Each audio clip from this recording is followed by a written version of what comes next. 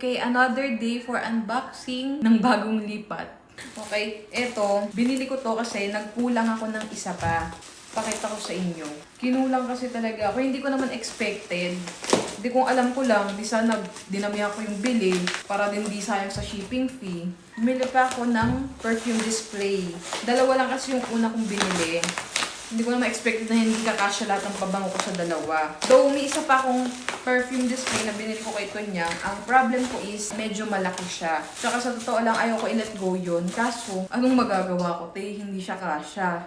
Pakita ko sa inyo Andito kasi, ayan yung mga perfume ko. Mostly dito ay galing sa Wonderlux by Jen. Pero eto nga yung sinasabi ko, eto yung binili ko kay Tunyang. Ang problem ko is, nandito siya, naka-forward siya. Gusto ko sana is lahat sila nandun lang sa side na yon para hindi ako natatakot na may malaglag, masagito, malaglag lahat. Eto pa naman yung mga pinakamamahal na pabango na meron ako. Kaya, another one. So, ayan na siya guys. Ito yung mga mini perfume. Ito yung medyo malalaki. Tapos ito yung mga malaki. Diba? Ang ganda nila tignan.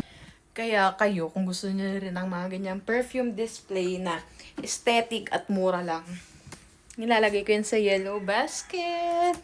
Ganda nila tignan dyan, oh. Diba? Pare-parehas na sila. Eto naman ay binili ko to dahil ito ay isa sa parang simbolo na ako ay strong, independent woman.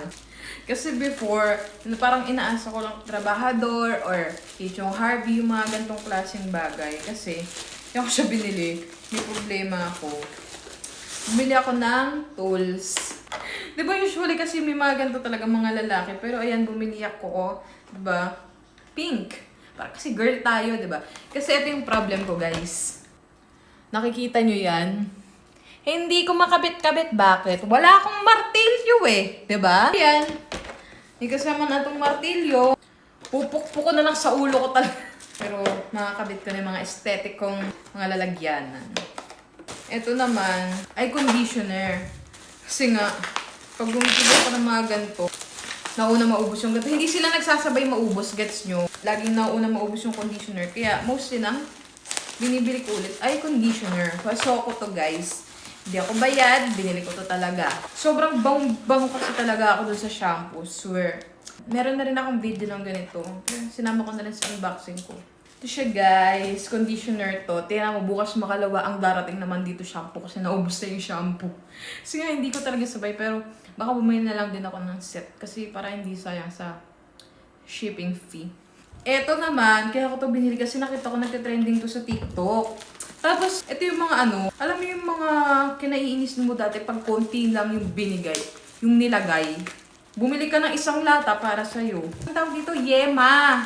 Hindi ko naman siya uubusin. Gusto ko lang siya i-try. Isa to sa mga makakapagpahil ng inner child ko. Ay. Ito siya. Ito siya, nakalata siya. Gusto ko lang talaga siya i-try. Hindi, alam ko naman sa sarili ko na hindi ko siya mauubos. Makibigay ko na sa kasambahay ni ate pag di ko naubos. Gusto ko lang siya tikman para ma-heal. Yung inner child eh. Anyway, hindi ko pa tatapusin tong video na to kasi mamaya may darating pa akong parcel. So, isasabay ko sila. Para isang video na lang, te.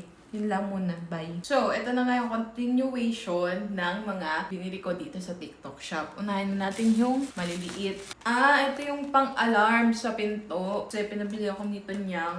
Lalagay mo to sa pinto. Tapos, pag may nagbukas, mag-alarm siya. Magigising ka. Ganun. Lagay mo to syempre pag andito ka sa bahay.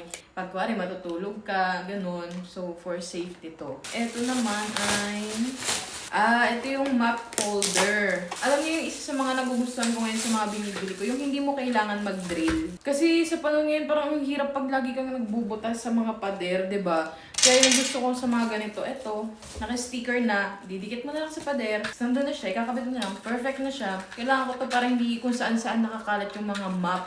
Ito ay adapter kasi yung saksakan ko dito ng ref, iba kasi siya, hindi ko siya ma-explain kung paano yung saksakan niya, pero hindi siya yung normal na adapter lang na kailangan mong bilhin. So, humanap pa ako ng mga iba't ibang klase. Actually, hindi ako sure kung tama to.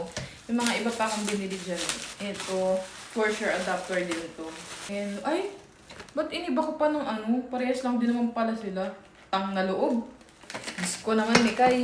Anyway, ito yung isang ito pa. Ito, iba pala to. Ito yung isa sa naiba. Eh no, madami siya. Para sigurado Ito naman, ano yan siya? Kasi nararamdaman ko na malapit na ako magkaroon. Pagka alam mo yung parang 2 days before ka magkaroon, may moment na sobrang sakit, as in sobrang sakit ng puso mo. At ang kahit pa paano, nakakapagpagaan ng pakiramdam ko ay ito. At minsan, chocolate. Konti lang, hindi yung OA na chocolate pa. Sakto lang. Matagal na akong gumagamit nito, parang taon na talaga. Tapos hindi ko alam sa inyo, pero ako, gusto ko yung amoy nito. Yung after ko siya gamitin. Kasi usually ginagamit ko to pag matutulog ako. Tapos kinabukasan, nakadikit pa rin yun sa may puson ko. So ewan ko, nababanguhan ako sa amoy niya. Hindi ko alam bakit, medyo weird talaga. Kasi maraming hindi nababanguhan, pero ako nababanguhan ako. Itong Heat Puff. Diba? Minsan din, ginagamit ko to pang relieve ng mga muscle pain. Pagka yung pakiramdam ko yung legs ko, parang masakit siya. Tapos parang may lamig. Ginagamit ko rin ito. At ito yung last sa binili ko. Ito ay mga cookware. Mga non-sticky na pan. Ito siya guys, ayoko na siya munang buksan. Kasi hindi pa dumarating yung ano ko. Yung tawag doon, yung parang organizer ko under the sink. Pero ito siya. Ganyan siya.